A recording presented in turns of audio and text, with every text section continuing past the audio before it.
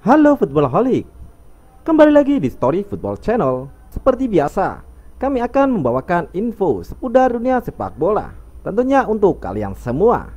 Selamat menyaksikan.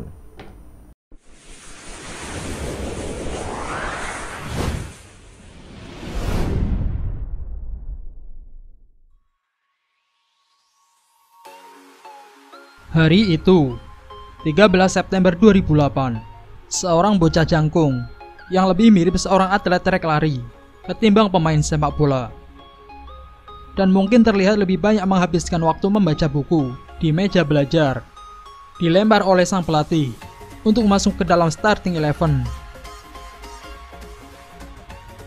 Sang pelatih, Pep Guardiola, juga masih sama hijaunya dengan si pemain. Namun, ia tahu apa yang ia lakukan. Guardiola sudah mengenal si pemain semenjak menangani Barcelona B. Baginya, pemain bertinggi 180 cm itu dan baru berusia 20 tahun tersebut adalah sosok yang pas untuk menjadi jangkar lini tengah timnya. Guardiola adalah pelatih yang saklek supaya timnya betul-betul menjalankan filosofi permainan yang ia mau. Ia butuh pemain-pemain dengan spesifikasi khusus pada posisi-posisi tertentu. Itulah mengapa pemain-pemain seperti Deco dan Ronaldinho ia lepas ke klub lain. Sementara itu, Yaya Toure, meski masih bisa mendapatkan 43 penampilan sepanjang musim pertama, ia pelan-pelan mulai tertepikan. Toure tak melulu jadi protagonis di posisi jangkar, malah pada hari di mana si bocah jagung itu bermain, Toure cuma duduk di bangku cadangan. Hari itu, pos starter untuk lini tengah Barcelona diisi oleh Xavi Hernandez, Seydou Keita, dan si bocah itu, Sergio Busquets. Barcelona gagal menang dan cuma mendapatkan 1 poin setelah bermain imbang 1-1.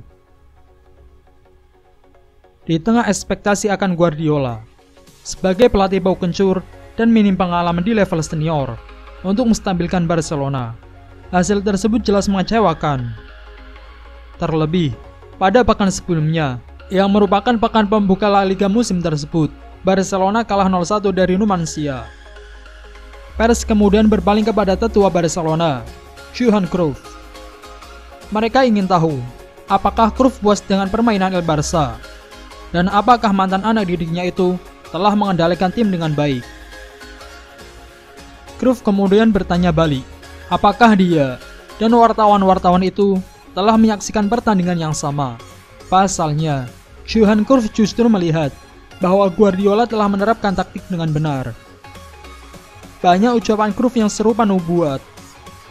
Opininya bahwa Guardiola telah melakukan hal dengan benar, kemudian menjadi kenyataan.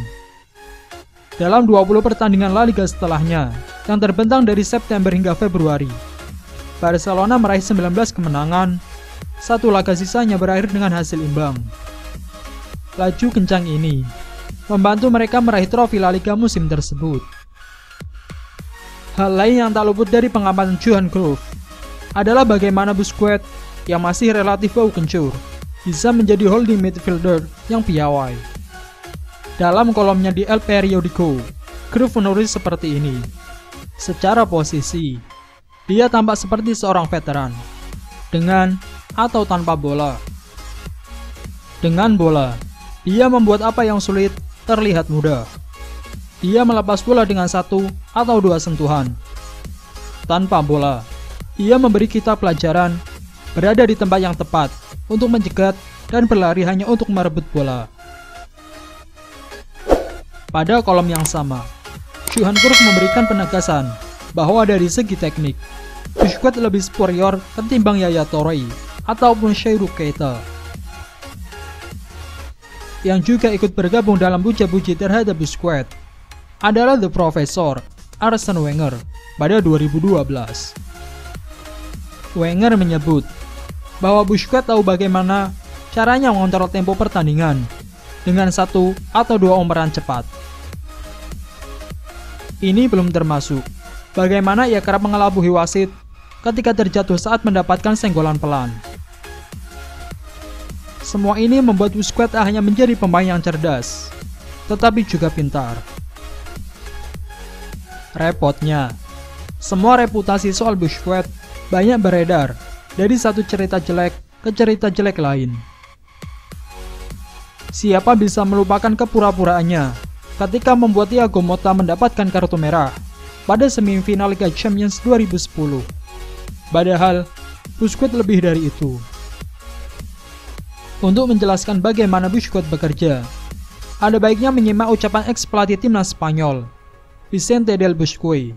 Kalau kamu cuma menonton pertandingan secara umum, kamu tidak akan melihat Busquets. Tapi, kalau kamu menonton Busquets, kamu akan menyaksikan keseluruhan pertandingan. Ia memang tidak pernah terlihat menggebrak dan memberikan operan-operan mewah seperti yang dilakukan dua rekan setimnya dulu, Xavi Hernandez dan Andres Iniesta. Ia juga tidak pernah menjadi pemain dengan determinasi dan mobilitas seperti Toure. Namun, ia membuat yang sulit menjadi terlihat mudah. Hidup sebagai seorang holding midfielder, rasa-rasanya memang seperti itu. Kamu tidak perlu tampil spektakuler dengan operan-operan mewah. Kamu hanya perlu bekerja dalam sunyi dengan derap-derap senyap. Tugasmu adalah menjadi penyeimbang, itu pun tanpa harus betul-betul terlihat di atas lapangan. Ini juga yang menjadi alasan ketika dulu Guardiola bermain dengan 3-4-3. Busquets ia jadikan sebagai bek tengah ketika timnya naik melakukan serangan. Guardiola percaya Busquets punya ketenangan dan bisa membaca permainan dengan baik. Cerita bahwa Busquets sulit betul untuk direbut dalam permainan rondo di sesi latihan terlihat di lapangan ketika ia bisa menguasai bola dengan baik. Tentu, Busquets yang sekarang tidak sehebat Busquets lebih dari 10 tahun lalu. Kendati begitu, ia tetap menjadi bagian penting untuk Spanyol ketika Enrique membutuhkan pemain yang bisa melakukan operan direct atau mendobrak lini. Ia punya pemain-pemain seperti Pedri atau Thiago Alcantara. Namun, ketika butuh kontrol, Busquets adalah pemain yang ia butuhkan. Di bawah kawalannya itulah, tim-tim yang mengandalkan possession seperti Barcelona ataupun Spanyol menjadi lebih dominan. Busquets tidak hanya memiliki teknik yang bagus, tetapi juga memiliki kepekaan kelas 1 dan kemampuan dalam menghitung timing. Ia tahu kapan harus bergerak ke sebuah posisi kosong di tengah lapangan, melakukan sirkulasi bola, atau melakukan progresi bola. Kendati begitu, Busquets bukanlah protagonis utama untuk mengakhiri sebuah serangan. Ia adalah pangkal dan pelindung dari pemain-pemain yang posisinya lebih seimbang. Ini mengapa Busquets mesti dikelilingi oleh pemain-pemain yang bisa melakukan penetrasi lebih baik ketika melakukan serangan. Bukan kebetulan pula permainan Spanyol yang sebelumnya terlihat steril menjadi lebih baik ketika Busquets pulih dan kembali ke dalam skuad. Boleh dibilang, keberadaan Busquets dan gelandang-gelandang lainnya dalam starting 11 Spanyol saling melengkapi satu sama lain. Satu-satunya obsesiku adalah tidak kehilangan bola sama sekali dan memberikan segalanya yang terbaik dariku. Aku ada di sini untuk membantu, kata Busquets. Dari ucapannya tersebut, kita bisa membaca bahwa Busquets ada supaya pemain-pemain ofensif Spanyol lainnya bisa bekerja tanpa harus mengkhawatirkan hal-hal kecil lainnya. Hal-hal kecil itu, dalam pandangan Busquets, biarlah menjadi area kerjanya. Ini mengapa Busquets selalu ditemani oleh pemain-pemain yang lebih mobile, seperti Pedri dan Koke. Bahkan, pada pertandingan melawan Italia di semifinal, ia baru ditarik keluar untuk digantikan Thiago ketika sudah ada pemain lain yang bisa mengemban peran holding midfielder dalam diri Rodri.